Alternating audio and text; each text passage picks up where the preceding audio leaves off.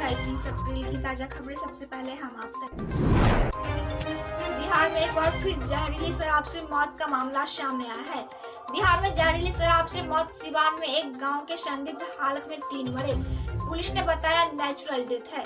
बिहार के सिवान में एक गांव में देर रात से सुबह तक अचानक 3 लोगों की मौत से हड़कंप मचा हुआ है। इस मामले में जहरीली शराब से मौत की चर्चा हो रही है। हालांकि पुलिस प्रशासन ने इसकी पुष्टि नहीं की है।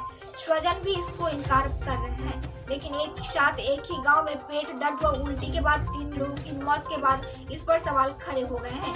कुछ लोगों के अनुसार गांव में कुछ अन्य लोग बीमार हैं, जिनमें 3 की हालत नाजुक बनी हुई है। आजादी के अमृत महोत्सव के तहत भोजपुर के जगदीशपुर में विजयोत्सव रैली आयोजित की गई है।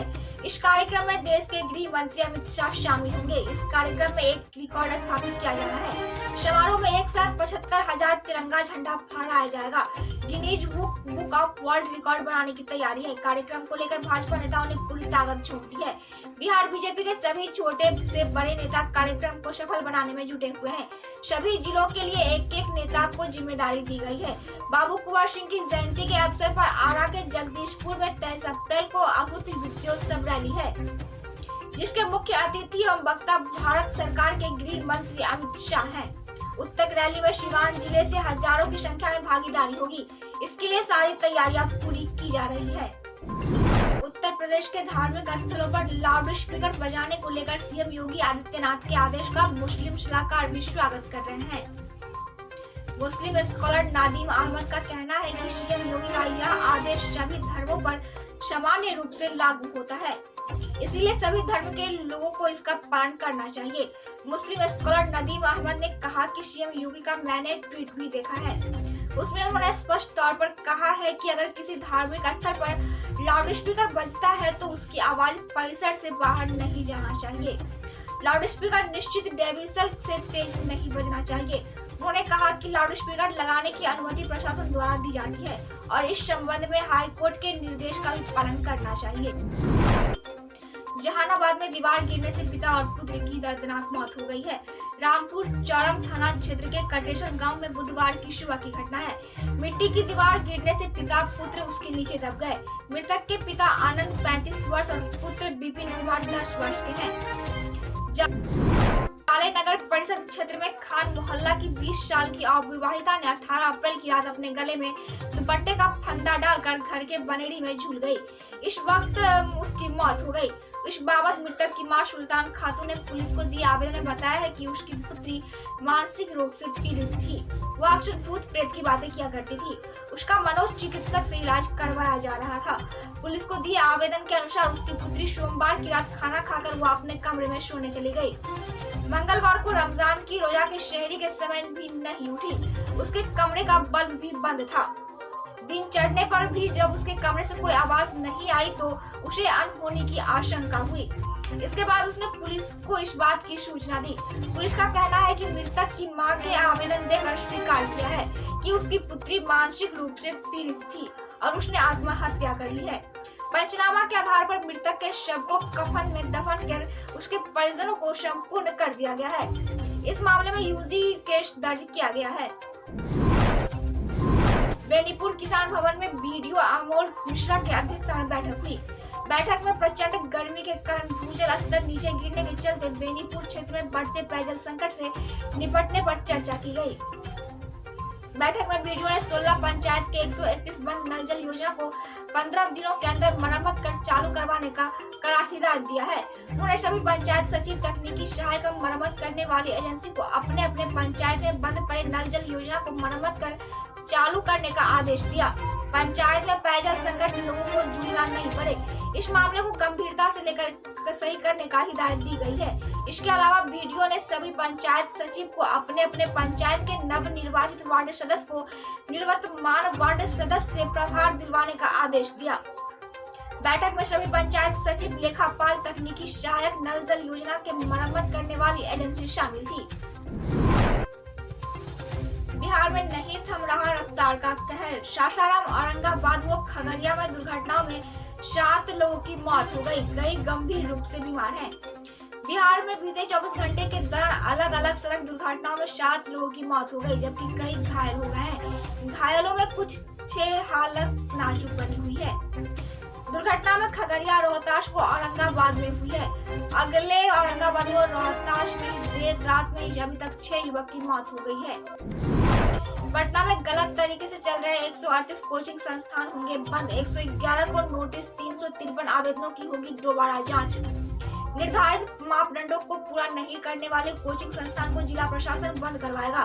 फिलहाल 138 कोचिंग संस्थानों को बंद करने के लिए चिन्हित किया गया है। इसमें से 111 को नोटिस दिया जा चुका है। पटना डीएम डॉक्टर चंद्रशेखर सिंह की अध्यक्षता में मंगलवार को बिहार कोचिंग संस्थान अधिनियम 2010 के अंतर्गत जिला कोचिंग संस्थान निबंधन समिति की बैठक हुई। दरभंगा में निदेशालय नियोजन एवं प्रशिक्षण के अंतर्गत जिला नियोजनालय की ओर से बुधवार को राजकीय औद्योगिक प्रशिक्षण केंद्र दरभंगा में मेगा जॉब कैंप का आयोजन किया गया। इसका शुभारंभ श्रम संसाधन मंत्री जीवेश कुमार ने किया। नियोजन कैंप में देश की नामचीन कंपनियों ने भाग लिया। सभी कंपनियों ने अपनी कंपनी के बारे में अभ्यर्थियों को पूरी जानकारी दी। इसके बाद लिखित परीक्षा और साक्षरता के आधार पर युवाओं को चयनित कर उन्हें रोजगार और प्रशिक्षण के लिए ऑफर लेटर दिया गया। कंपनियों में चयन के लिए आवश्यक योग्यता 10वीं, 12वीं, ITI और डिप्लोमा रखा गया था। सभी चयनित अभ्यर्थियों को जॉब ट्रेनिंग के लिए गुजरात और हिमाचल प्रदेश भेजा जाएगा। विदित हो कि कोरोना के कारण पिछले वर्ष से ही नियोजन सह रोजगार मेले का आयोजन सही तरीके से नहीं हो पा रहा था। अब कोरोना से कम होने के बाद अब ऑफलाइन रोजगार मेले का आयोजन किया जा रहा है। जॉब कैंप में देश की 9 निजी कंपनियों ने विभिन्न पदों पर 206 युवाओं का चयन किया। इस अवसर पर मंत्री ने कहा कि ग्रामीण स्तर पर युवाओं के सार्वभौमिक विकास में कौशल का होना नित्यांत आवश्यक होता है। इसे पटेल पर लाने के लिए श्रम संसाधन विभाग कृत संकल्पित कुशल युवा कार्यक्रम इसमें सबसे प्रमुख है। इस कार्यक्रम के अंतर्गत बिहार में 15 से 28 वर्ष के अतिरिक्त 5 वर्ष या पिछड़ा एवं अति पिछड़ा वर्ग के 3 वर्ष के 10वीं उत्तीर्ण युवाओं को संवाद कौशल, हिंदी एवं अंग्रेजी भाषा का ज्ञान, व्यवहार कौशल तथा कंप्यूटर का मूलभूत प्रशिक्षण दिया जाता है।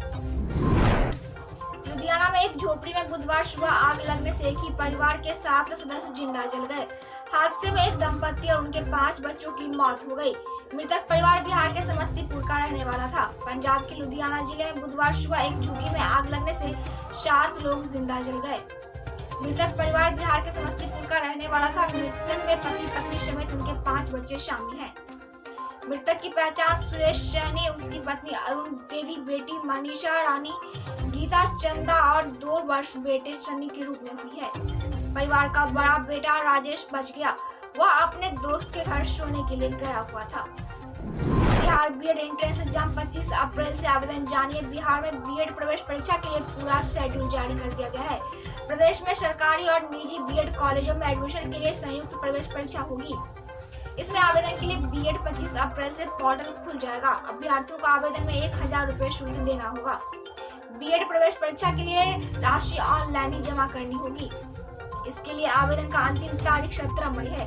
18 से 21 मई तक लेट फाइनल के साथ आवेदन कर सकते हैं। 9 जून को एडमिट कार्ड जारी किया जाएगा, जबकि 23 जून को संयुक्त प्रवेश परीक्षा होगी। राज्य भर में करीब 330 कॉलेजों में लगभग 35,000 सीटें हैं। बीएड प्रवेश परीक्षा में 120 अंकों के सवाल पूछे जाएंगे। 2 घंटे की परीक्षा होगी। हर सवाल 1 अंक का होगा। निगेटिव मार्किंग नहीं होगी। सामान्य वर्ग के लिए क्वालिफिकेशन मार्क्स 35% और आरक्षित वर्ग के लिए क्वालिफिकेशन मार्क्स 30% रखा गया है। छिंदवाड़ा के भड़वाड़ा में बुधवार को स्वास्थ्य मेले का आयोजन किया गया। इसका उद्घाटन श्रम संसाधन एवं सूचना प्रौद्योगिकी मंत्री जीवेश कुमार ने किया। कार्यक्रम स्थल से निकलने के दौरान आशा कार्यकर्ताओं ने मंत्री का घेराव किया। इस दौरान वे मंत्री से मानदेय नहीं वेतन देने की मांग कर रही थी। उन्होंने मंत्री से साफ शब्दों में कहा कि हमें मानदेय नहीं वेतन चाहिए।